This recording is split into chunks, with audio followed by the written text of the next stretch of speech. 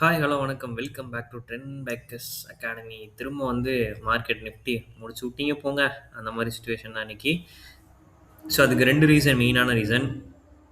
ஒண்ணு உள்நாட்டுக்குள்ளேயே நடந்தது. இன்னொன்னு வெளிநாட்டுல நடந்தது. வெளிநாட்டுல நடந்தது அப்படின்னாலே நம்ம ட்ரம்ப் தான். அவர் இல்லாம வெளிநாட்டு நியூஸ் எதுவுமே நமக்கு கிடைக்காது. அவர் தான் நம்மளோட கன்டென்ட் ப்ரொடியூசரே. கன்டென்ட்டே நெறைய குடுத்துட்டு இருக்காரு. ஸோ, அவர் என்ன பண்ணியிருக்காரு அப்படின்னா, யுஎஸ் வார்ஷிப்ஸ்லாம் கெளப்பி விட்டுருக்காரு. எங்க அப்படின்னா, ஈரானுக்கு அகைன்ஸ்டா. ஸோ, ஈரான வந்து அடிக்கிறதுக்கு எதுவும் பிளானா? இல்ல அவங்கள மிரட்டுறதுக்கு எதுவும் பிளானா? அப்படின்னு தெரியல. ஸோ, நியூஸ் வந்ததுக்கு அப்புறமே மார்க்கெட் லைட்டா செல் ஆக ஆரம்பிச்சுச்சு. இதுல ஒரு பெரிய நியூஸ் என்ன அப்டின்னா, நம்ம உள்நாட்ல நடந்தது. அதானி குரூப்ஸ் மேல அகைன் ஒரு அலிகேஷன், ஃபிராடுவல் அலிகேஷன் வந்து யுஎஸ் சைடு இருந்து வச்சிருக்காங்க. ப்ளூம்பெர்க் அப்டின்றவரோட ரிப்போர்ட் மூலமா. ஸோ அது என்னன்னு இன்னும் நான் டீட்டெயிலா ஸ்டடி பண்ணல. ஸோ நான் ஸ்டடி பண்ணி அத ஒரு வீடியோவ போடுறேன். பட் வந்து இப்போதைக்கு வந்து பார்க்கும்போது, அந்த நியூஸ் வந்ததுக்கு அப்புறத்துலருந்து அதானி குரூப் ஷேர்ஸ் ஃபுல்லா செம்ம ஃபால். 10%க்கு மேல அதானி குரூப்ஸ்க்கு லாஸ் இன்னைக்கு டேல மட்டும். ஓகேங்களா? ஸோ மதியானத்துக்கு மேல மார்க்கெட் சரியான செல்லிங்கு. ஸோ ப்ளஸ் வந்து அவரு ட்ரம்ப்பும் சும்மா இல்லாம ஏதாவது சொல்லிட்டே இருக்காரு. ஸோ இது ஒண்ணு நடந்துட்டே இருக்கு.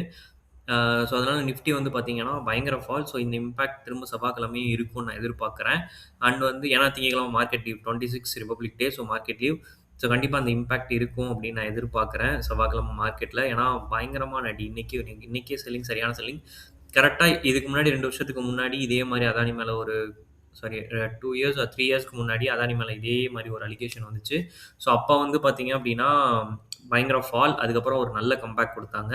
ஸோ மறுபடியும் அகைன் வந்து ஒரு அலிகேஷன் திரும்ப அகைன் ஃபால் ஆயிட்டு இருக்கு. எல்லாமே 10% மேல ஃபாலு.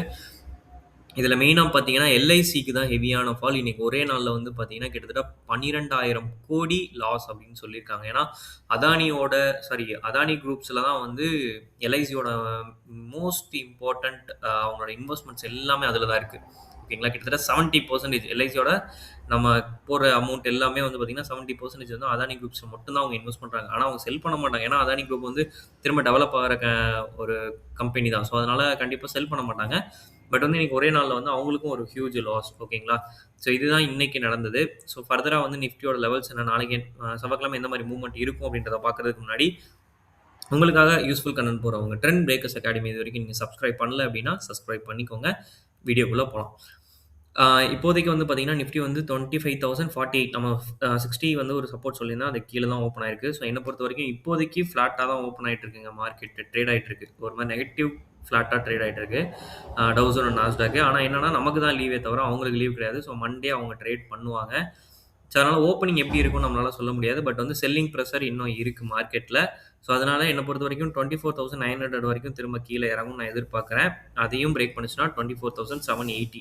ஸோ 100 பாயிண்ட்ஸ் ஒன்ஸ் வந்து அடுத்தடுத்து சப்போர்ட்ஸ் இருக்கு.